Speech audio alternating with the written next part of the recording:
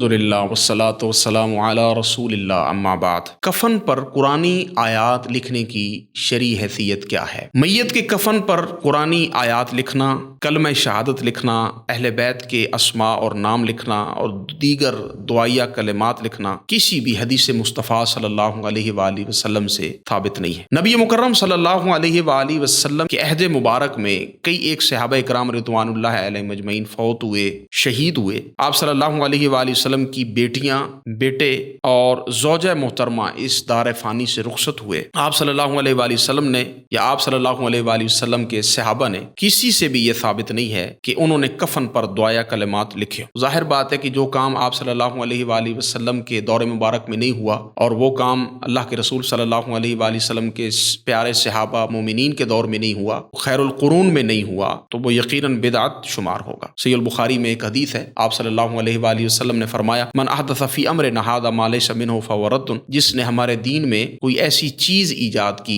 جو شریعت میں نہیں ہے، جس کا وجود نہیں ہے، تو وہ رد کر دی جائے گی، وہ عمل مردود ہے۔ امام ابن صلاح رحمہ اللہ سے سوال کیا گیا کہ کفن پر قرآنی آیات یا سورہ یاسین، سورہ کہف یہ لکھنا کیسا ہے؟ تو انہوں نے آگے سے جواب میں فرمایا کہ یہ لکھنا جائز نہیں ہے، لا یجوز ذالک، یہ جائز نہیں، کیونکہ اس میں یقینی بات ہے، آپ دیکھتے ہیں جو بعض لوگ ہیں وہ میت کے کفن کے اندر عہد نامہ رکھ دیتے ہیں، ان کو یہ بھی پتا ہے کہ بس اوقات میت کا جسم جو ہے وہ پھٹتا ہے، پیپ نکلتی ہے، تو اس میں اللہ کے اسماء الحسنی ہیں وہ لکھے ہوئے ہیں، تو ان کی توہین ہوتی ہے۔ تو ایسے کام نہیں کرنے چاہیے جس سے شریعت کی مخالفت لازم آتی ہو۔ آپ صلی اللہ علیہ وآلہ وسلم کی پوری زندگی نبوت کے بعد کی ایسا عمل ثابت نہیں ہے۔ صحابہ کرام کا جو خلفائے راشدین کا دور ہے 30 سالہ، اس دور میں ایسا کوئی بھی کام، بڑی بڑی جنگیں لڑی گئی ہیں، صحابہ کرام شہید ہوئے ہیں، ہاں جی، بڑے معاملات ہوئے ہیں، بڑے بڑے اجل صحابہ اللہ کے حضور پیش ہوئے، دنیا سے رخصت ہوئے، لیکن یہ اعمال جو ہیں ایسا کرنا ثابت نہیں۔ تو اللہ کے حضور جس چیز کی اہمیت ہے وہ عقیدہ توحید ہے، اور اس کے بعد جو ہے وہ آپ صلی اللہ علیہ وآلہ وسلم کی سیرت ہے، سنت ہے، بدعات سے اجتناب ہے اور اس کے حلال ہے۔ تو یہ چیزیں انسان کو اللہ کے حضور اس کا مقام و مرتبہ بڑھا دیتی ہیں۔ تو انسان کا عقیدہ صحیح ہونا چاہیے اور اس کا عمل سنت کے مطابق ہونا چاہیے، وہ رزق حلال کھاتا ہو، اس کے اعمال بھی اللہ کے